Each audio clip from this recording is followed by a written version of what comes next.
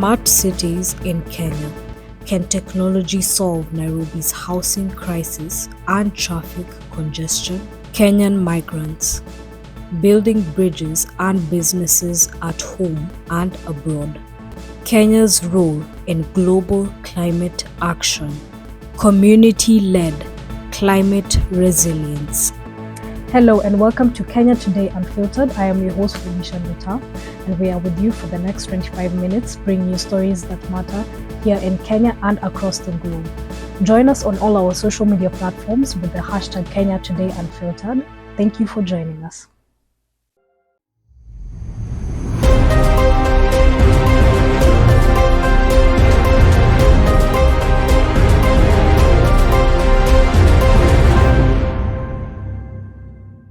A new era of urban development could be on the horizon for Kenya. As Nairobi struggles with housing shortages and chronic traffic congestion, smart city technologies like AI and IoT sensors are being explored. But can technology really fix these issues? We invite you to join this conversation on our social media platforms using the hashtag Kenya Today Unfiltered. As we dive into this complex but exciting development, we cross over to our correspondent for more on this story. After months of discussions between urban planners, tech companies, and government officials, smart city projects are gaining traction in Kenya. Experts say technology can help optimize traffic flow, managing housing shortages, and improve public services. A prime example is Konza Technology City, dubbed the Silicon Savannah, which is built with data-driven urban infrastructure. I hope technology improves the traffic situation in Nairobi because moving around has become nearly impossible. And at the same time, they should consider the families that are struggling as well. However, critics argue that technology alone cannot fix the underlying issues of land mismanagement, rapid urbanization, and socio-economic inequalities. If we can be able to incorporate things that a section that we have a renewable energy and we incorporate it with the green technology, then us coming up with a smart city can be something of a great essence. A source from the Ministry of Housing states that Kenya needs a holistic approach combining smart technology with strong policies and affordable housing initiatives. In an exclusive interview, a technology analyst shares his thoughts on what smart cities mean for Kenya's future. We are joined live by Felicia, who has been following the story closely. Felicia, what are the biggest challenges facing smart cities initiatives in Kenya? One of the main challenges is infrastructure development and integration. While the government has been investing heavily in smart technologies, issues like funding, data privacy, and inclusive access remain key concerns. That's a crucial point, especially as more cities adopt digital solutions. What opportunities do these initiatives present for urban development? Smart city initiatives offer opportunities for better traffic management, improved service delivery, and enhanced security. They also create space for youth innovations and tech-driven entrepreneurship, boosting the digital economy. Thank you so much, Felicia, for those wonderful insights. You're welcome, Felicia. Welcome to our special report analysis on smart cities development. Today, we will dive into the policy measures needed to make cities more sustainable and inclusive. Now, joining me is a journalist from Capital FM, Bradley. Welcome. Hello, hi. My name is Guserwa Bradley from Capital FM. I'm a journalist there. And I'm happy to be here to be able to be interviewed by our very own Felicia. Yes. What policy measures would you recommend to ensure smart city development is sustainable and inclusive? Smart city, or for its the policies that I'd personally recommend, I'd say inclusivity. That is, if we can be able to have inclusivity of green technology with renewable energy, it quite brings out something that is outstanding. Because, you know, I'll take an instance of our country, Kenya, where it's a developing country. We are not yet developed. And we have that challenge of energy. We majorly use non-renewable energy. So if we can be able to incorporate things that a section that we have a renewable energy and we incorporate it with the green technology, then us coming up with a smart city can be something of a great essence. And finally, how can we balance technological advancement with data privacy and citizen participation? It's a very crucial topic, by the way, because we all know that there is a lot of misinformation and disinformation out there, and how we can be able to balance technological advancements with data privacy is something that needs to be really taken keen note of. One is by there need to be regulatory frameworks from the government or from the mainframe controlling body. That is, maybe we can talk of the Communications Authority of Kenya, where we have it as they need to put in place measures that will enable that people's data are always prioritized despite any technological advancements. Today, you're able to realize, or you can witness, that we have different social media platforms, things to do with TikTok, things to do with X, which was formerly Twitter. And you are witness of the same, that previously when we had the Gen Z mandamanos, the politicians that were not conforming to whatever the Gen Zs were demanding, they were being greeted in courts. And it makes you wonder, how were these Gen Zs able to access the contacts to these particular persons, to an extent of even getting the contacts of the president and even getting contacts of his next of kin and so on and so forth. So it tells you that there is a gap between the data privacy that we have in our country, and there are measures that need to be put in place. One I've talked of is regulatory frameworks. Number two, I'd also say we need to conduct data campaigns or data privacy campaigns. That is, informing the public that you need to be really sensitive and careful of what you put out there in the internet. Because remember, the internet doesn't forget. And so if you just place each and every detail about yourself out there, it comes out that you know you are giving it out to the public. So you need to sieve through the information that you put out in the public and know that one which you're not supposed to be having out there. Lastly, I'll talk of a measure where I'll call it we need to adapt to the technology that we have. A technology that can easily be, or that its firewalls can easily crumble. It's not supposed to be allowed into our marketplaces or into the Kenyan markets, because this is something that will be putting you at risk. It will be putting me at risk, because imagine a country or a situation where your private data is out there in the public domain and my private data is also out there in the public domain. Then we remain vulnerable to even cybersecurity attacks. Yep. So I think such like measures, if they can be able to be implemented and put in place, then we can be able to make it a much better and safer environment for us all. That concludes our special report analysis. Thank you, Bradley, for your insights, and thank you to our viewers for tuning in. Stay with us for more updates on these important issues. Our next developing story shines light on Kenyan migrants, on their impact both at home and abroad.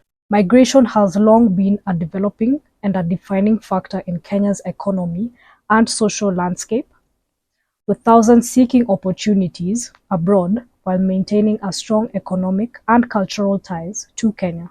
How are they shaping both the national and the global economy? Join us on our social media platforms using the hashtag #KenyaDiaspora.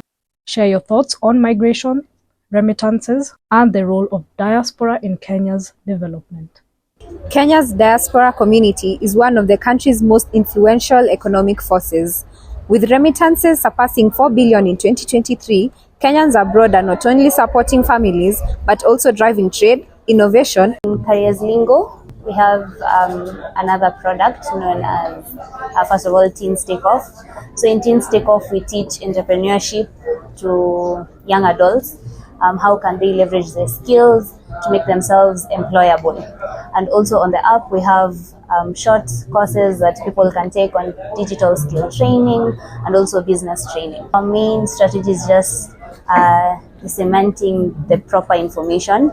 So what do you actually need to know about a career before delving into it?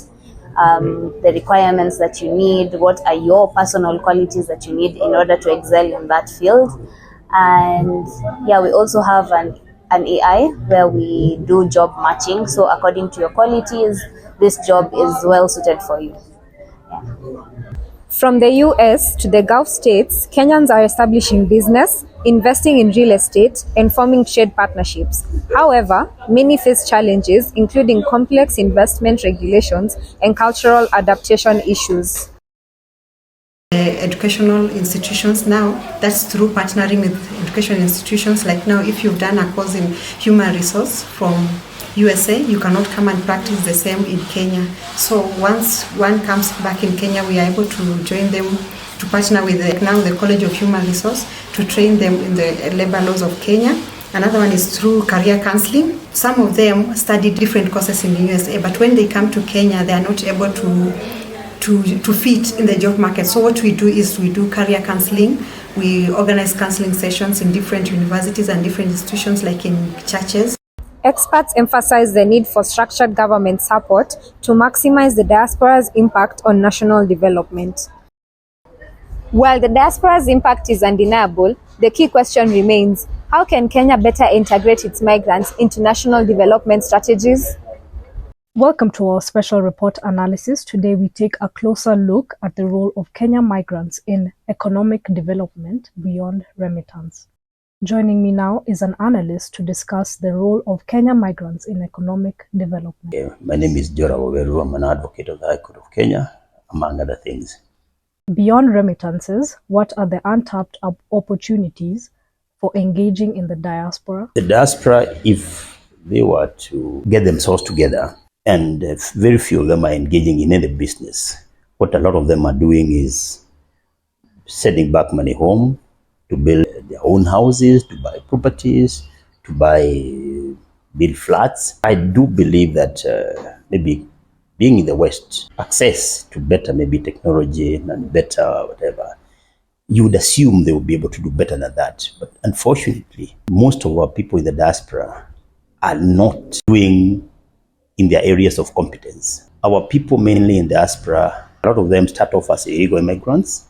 So they end up doing what I call menial jobs, transfer of technology. The presumption is that you're in a technological field. You might find somebody here is an IT person, but he works in an old people's home. Professors who left Kenya and were top professors in research institutions, right now they're driving taxis in America. The reality of the situation in the diaspora is what makes it difficult, in my view, for them to start up whatever technology that is available in America. They are positioned here in Kenya, despite who they were when in Kenya. Since a lot of them, like I say, are illegal immigrants, starting or getting into any professional job in America is almost impossible unless you went there right from the beginning as a professional. What policy frameworks exist to support Kenyans abroad looking to invest and engage in business back home? There's even a Ministry for Diaspora Affairs right now.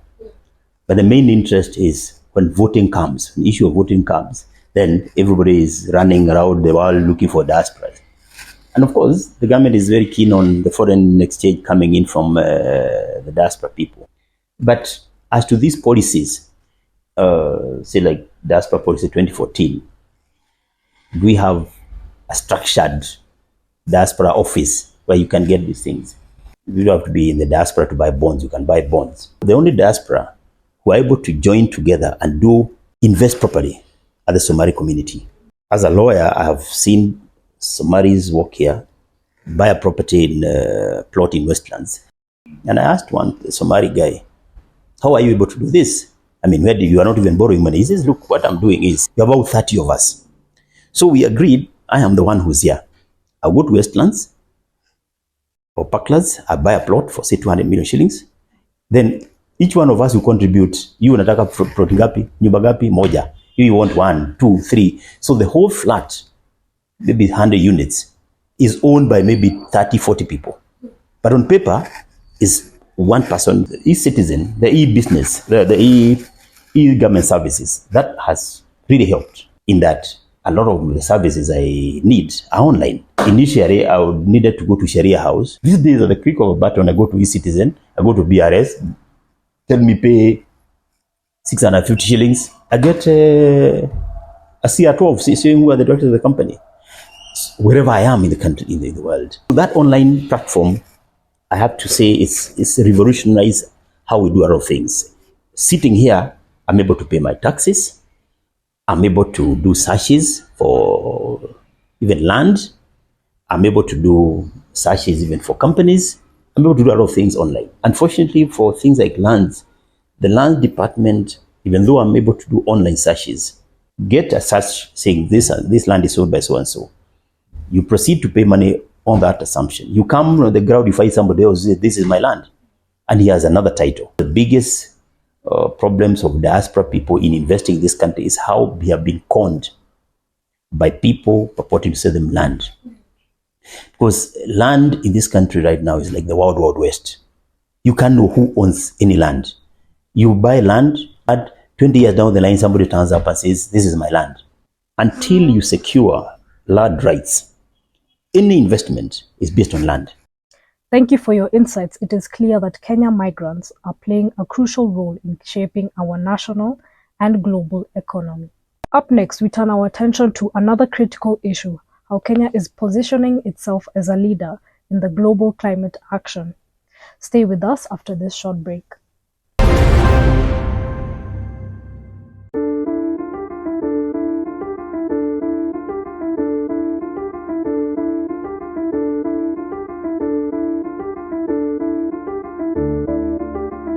Welcome to Kenya Today Unfiltered. Our next story shines spotlight on Kenya's role in the fight against climate change. As the world grapples against environmental crises, Kenya is emerging as a leader in green energy, conservation, sustainable development. But what challenges remain, and how can the country strengthen its impact on the global stage? Join the conversation using the hashtag #KenyaClimateAction to share your views.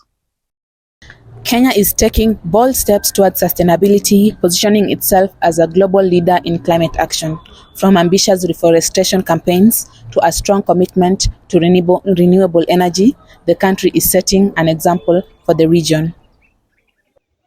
Kenya is a strategic country when it comes to the impact or the decisions it makes in regards to the African continent. So when Kenya also leads in the climate change fight or the climate action space, it is a very huge win for Kenya in general and Africa. Looking that we've had very big people or prominent leaders like Wangari Maathai, who even went ahead to win the Nobel Peace Prize, whereby it shows that Kenya is a lead country when it comes to climate change. And when it comes to the climate change fight, global fight, I think Kenya has been doing a lot. However, we need to do more. But it is a very huge win for Kenya because we even host the United Nations Environmental Program, which we are the host. And being that, we need to be the people who lead by example. And so having Kenya as one of the countries that engage in the climate action fight, then we are in the right place. The programs we have as a party, whereby we train farmers, and we also involve ourselves in environmental conservation, speak about policies and issues on logging, and even the cleaning of the Nairobi River and conservation of the environment in general.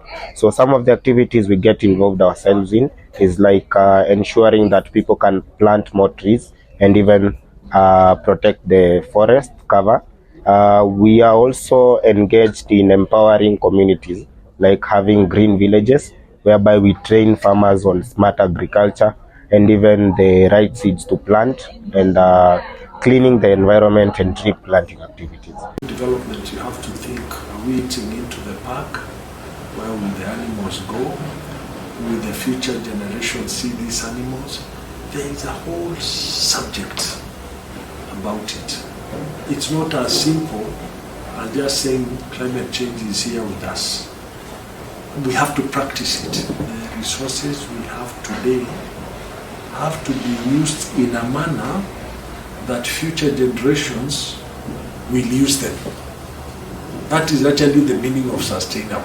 That I'm using now, knowing whatever I'm using is sustainable for future generations. Currently, over 90% of Kenya's electricity comes from renewable sources, making it one of the greenest energy markets in the world.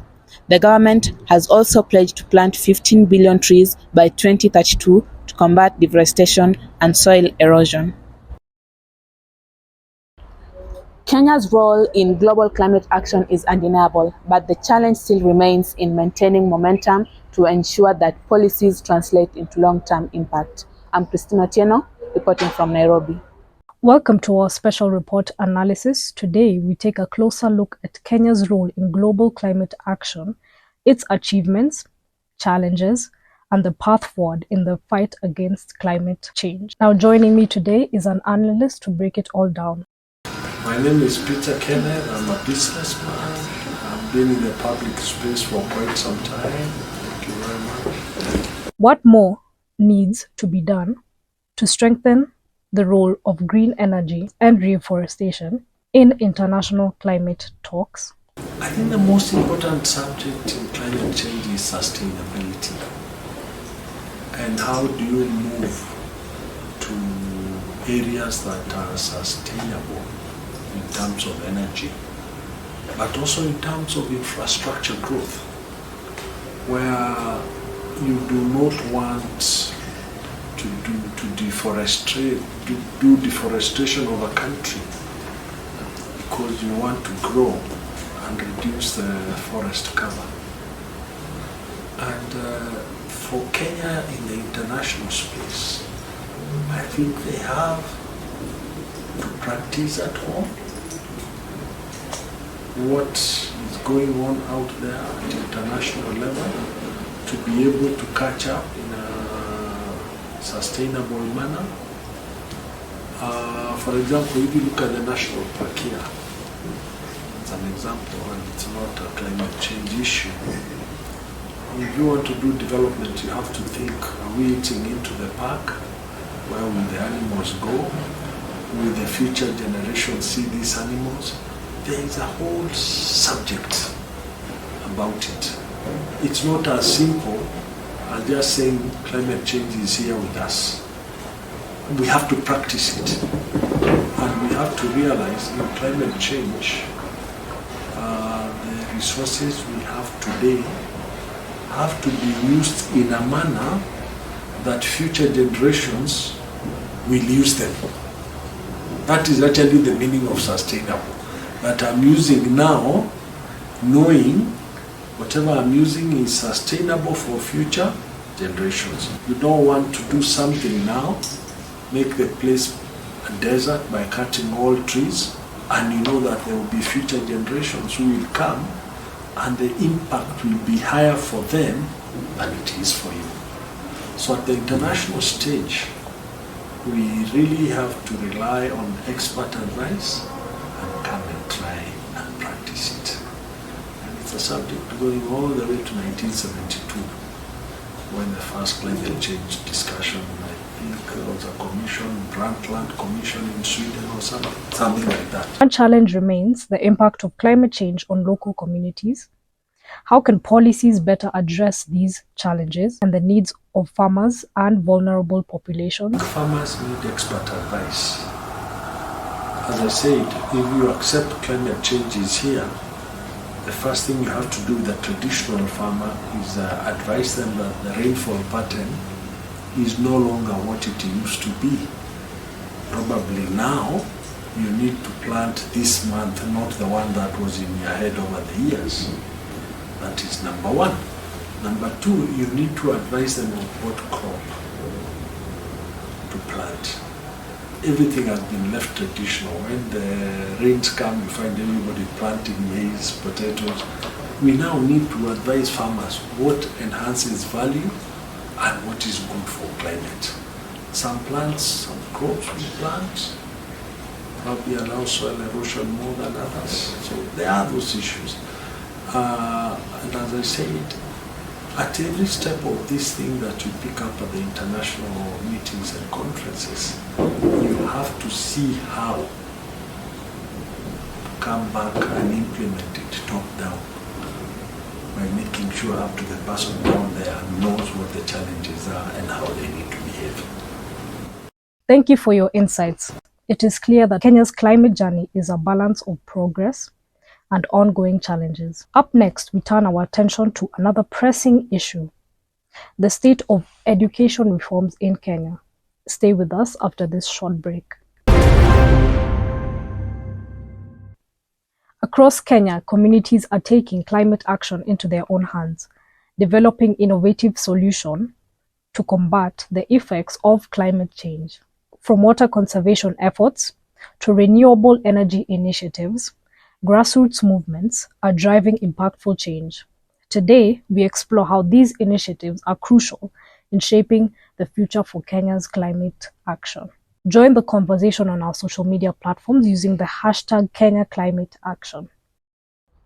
As climate change continues to impact communities across Kenya, local innovators are stepping up with solutions tailored to their environments. In Kitui County, farmers are adopting rainwater harvesting systems to combat prolonged droughts, while in Kisumu, community-led solar energy projects are providing affordable and sustainable power to rural households. Community engagements, in that you can foster a connection with the community people and just literally inform them on what is going on so that they can chip in whatever way that they know how to. Tumeona upungufu wa mvua na tumeona mabadiliko ya anga ya ukweli. Sasa tunataka usaidizi kama sisi wakulima. Nairobi's informal settlements, youth-led organizations are turning waste into biogas, providing a clean energy source for cooking and reducing landfill waste. If you accept climate change is here, the first thing you have to do with the traditional farmer is advise them that the rainfall pattern is no longer what it used to be. Probably now you need to plant this month, not the one that was in your head over the years. That is number one. Number two, you need to advise them on what crop to plant. Everything has been left traditional. When the rains come, you find everybody planting maize, potatoes. We now need to advise farmers what enhances value and what is good for climate. But funding remains a major challenge.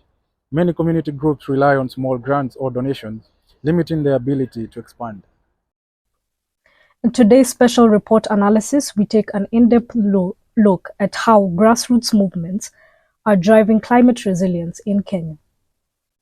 From local farmers adopting sustainable agricultural practices to youth-led initiatives, we see how these efforts are making a difference. But how sustainable are these products in the long run? And what role should the government play in supporting them?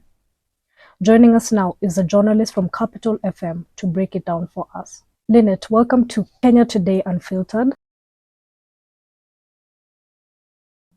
Hi, my name is Lynette White. I am a journalist at Capital FM and I'm happy to be here today. Let's start with the community-led initiatives. How can we ensure that these community-led initiatives are addressing the specific needs of the communities and prioritizing them?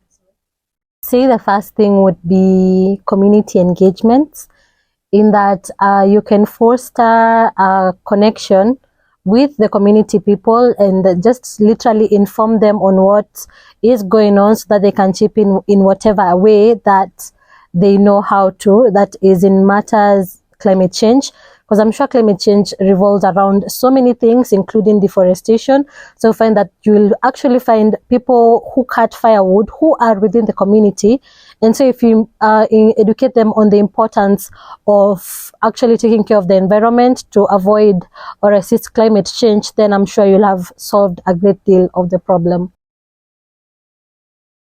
Second thing I think would be need-based evaluation. This is conducting surveys and actually outlining to the community the things that are most prevalent. So when you identify the need or the urgency of the situation, then that means you're going to actually curb the situation that has befallen the community per se, or rather the country in general. Building long-term sustainability into these initiatives is crucial. What are the most effective strategies, particularly when it comes to funding and capacity building? Capacity building, I think I'll reference to like knowledge. Knowledge is power, knowledge is key. So if the community people are educated or know what is climate change and how they can curb the effects, adverse effects of climate change, then I believe they can actually help to curb the menace. In terms of funding, then there can be harambees. We all know what harambees are, because there are events that most of us engage in terms of, if you want to raise funds for, let's say, a project, let's say graduation, let's say a ceremony, you always do harambees. So if the community is well equipped with the knowledge on how to curb climate change, then they won't be resistant or refrain from giving out the little money that they have to curb the menace. Thank you, Lynette White, for those insights. It is clear that grassroots initiatives play a vital role in climate resilience, but long-term success depends on strong support systems, including policy interventions and sustainable funding models.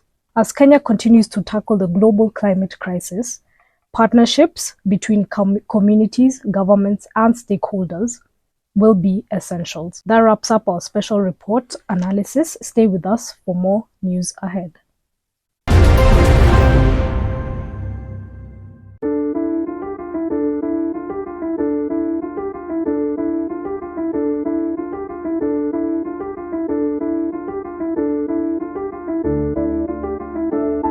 That's it from Kenya Today Unfiltered. A big thank you to our guests and to you, our viewers, for joining the conversation. As we've seen, Kenya is at the forefront of climate action, but there's still so much to be done. Let's continue this dialogue and pushing for stronger solutions.